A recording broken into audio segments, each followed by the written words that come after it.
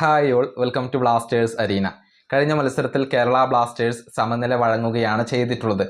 ആ മത്സരത്തിൻ്റെ രണ്ടാം പകുതിയിൽ കൃത്യമായി പറഞ്ഞാൽ 58ാമത്തെ മിനിറ്റിൽ കെവിൻ യോക്കിനെയും അതുപോലെ തന്നെ കരീം ബെനാരിഫിനെയും പരിശീലകനായ ആഷ്ലി വെസ്റ്റ്വുഡ് പിൻവലിച്ചു. പകരം മത്യാസ് ഹെർണാണ്ടസ് അതുപോലെ തന്നെ ഫ്രാഞ്ചു എന്നിവരെയാണ് കൊണ്ടുവന്നിട്ടുള്ളത്. അതിനുശേഷമാണ് ബ്ലാസ്റ്റേഴ്സ് ഒരൽപ്പം പിറകിലേക്ക് പോയത് എന്നാണ് പലരും അഭിപ്രായപ്പെടുന്നത്. അതുകൊണ്ട് തന്നെ പത്രസമ്മേളനത്തിൽ ഇതേക്കുറിച്ച് ചോദിച്ചിരുന്നു. അതായത് കരീമിനെയും യോക്കിനെയും മാറ്റിയത് അതല്ലെങ്കിൽ പിൻവലിച്ചത് അബദ്ധമായി പോയോ എന്ന് ആഷ്ലി വെസ്റ്റ്വുഡിനോട് ചോദിച്ചിരുന്നു. അതിനുള്ള ഒരു കൃത്യമായ വിശദീകരണം അദ്ദേഹം നൽകിയിട്ടുണ്ട്. അദ്ദേഹത്തിൻ്റെ വാക്കുകൾ ഇങ്ങനെയാണ്: ഇല്ല, ആ തീരുമാനം ഒരിക്കലും തെറ്റായിരുന്നില്ല. ഞങ്ങൾക്ക് 8 ദിവസത്തിനിടെ 3 മത്സരങ്ങൾ കളിക്കേണ്ടി വരുന്നുണ്ട്.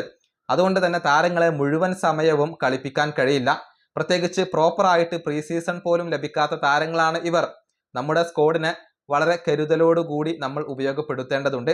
കരീമും കെവിനും അറ്റാക്കിംഗ് താരങ്ങളാണ്. പകരം വന്ന ഫ്രാഞ്ചുവും അറ്റാക്കിംഗ് താരമാണ്.